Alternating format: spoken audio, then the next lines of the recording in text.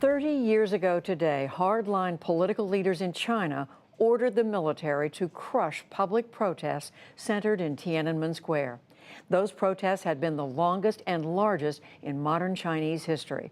The uprising and the bloody crackdown has had a profound impact on China and its relations with the rest of the world. But as Nick Schifrin begins our coverage, there was little sign of that today in Beijing. Tonight, on the site of one of modern history's bloodiest political crackdowns, the flag raised, the anthem played, and the tourists filmed. There was nothing out of the ordinary today on Beijing's Tiananmen Square, and that's how the Chinese wanted it.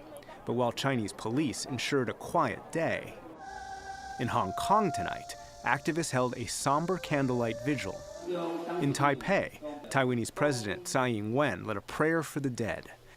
And in a nearby cafe, Wu Kai-shi relived the 1989 protest he helped lead and a crackdown he survived. Beijing city was under siege, and then it was a massacre. There is no other word to describe.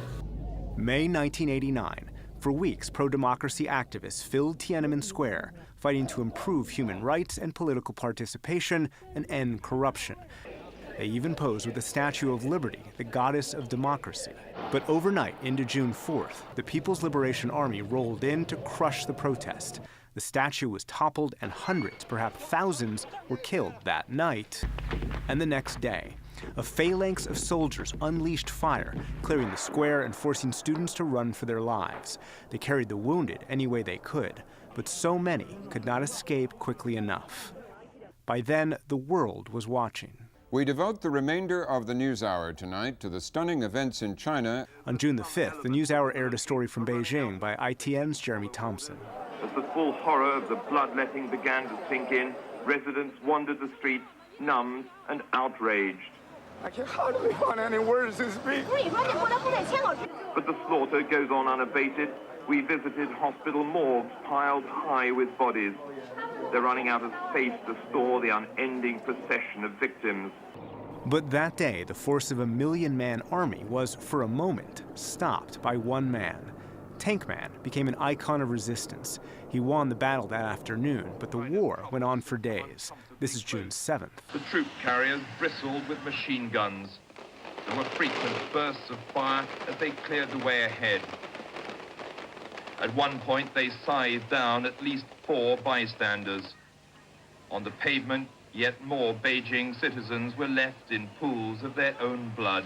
Yesterday, Secretary of State Mike Pompeo released a statement saying, "We salute the heroes of the Chinese people who bravely stood up 30 years ago."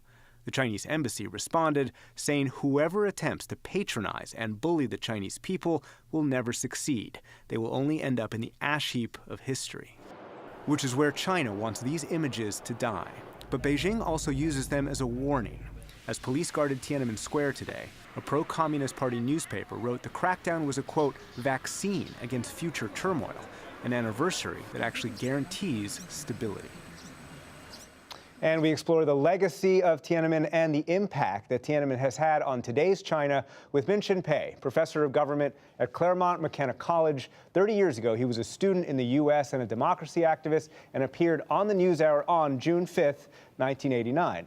And Orville Schell, the director of the Center on U.S. and China Relations at the Asian Society. He was in Beijing during the protest. Welcome to you both back to NewsHour. Minxin, let me start with you. Take me back to those days. The protests weren't only in Beijing. They were across about 200 different cities. The government was divided on how to respond. The army tried to get in Beijing and couldn't even reach there in the days before. How existential were these protests as a threat to the Chinese government? I think that movement came very close to overthrowing the Chinese Communist Party's rule, because the party, as you said, was itself divided at the very top, and millions and millions of protesters were protesting around the country. And the country was really on the brink of a revolution. Orville, Schell, you were in Tiananmen on those days ahead of the crackdown. What were these protesters, what were these students, most of them asking for, and how high were their hopes? This was a movement that lasted over 7 weeks. So by the time it moved a few weeks down the line, they'd accrued all sorts of ordinary people, workers.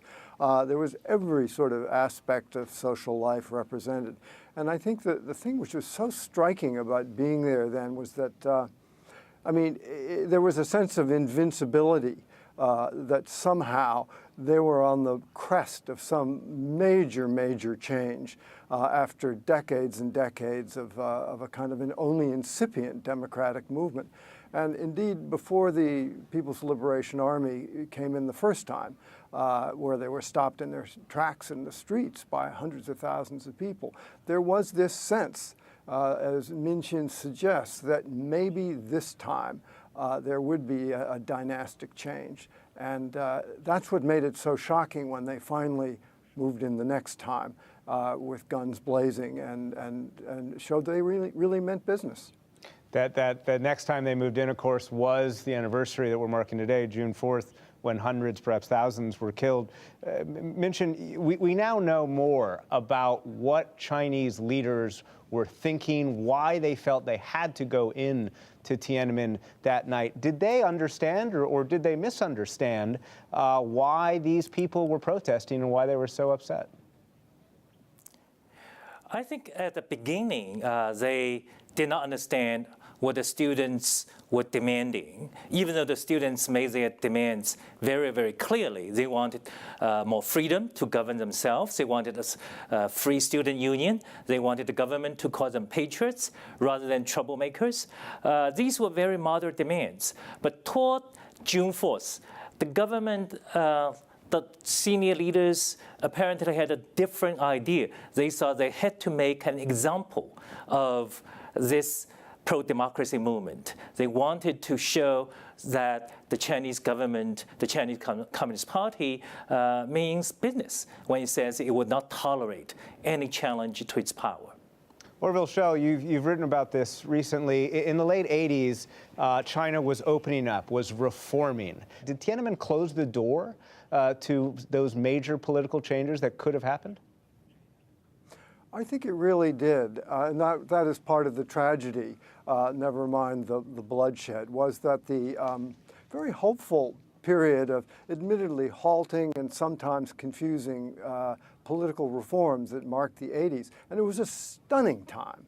I mean, every single day something happened which took your breath away. You couldn't believe that this country that had just come out of the Cultural Revolution would allow some of the things it allowed. And I think the party learned, and they learned with a vengeance when the demonstrators filled the square, that this was the result of too much openness and reform, and they better begin to crack down. And I think also they felt deeply humiliated by having all of these students sitting in the middle of China and Beijing in Tiananmen Square. Minxin Pei, let's fast forward to today.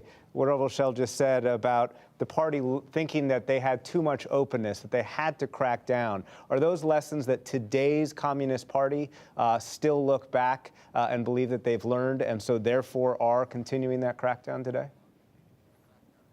Oh, they've learned quite a few lessons. One of them they've learned is that whenever they see signs of trouble, they have to crack down immediately and very forcefully. And that's why in the last 30 years, there were hundreds, if not tens of thousands of large-scale protests.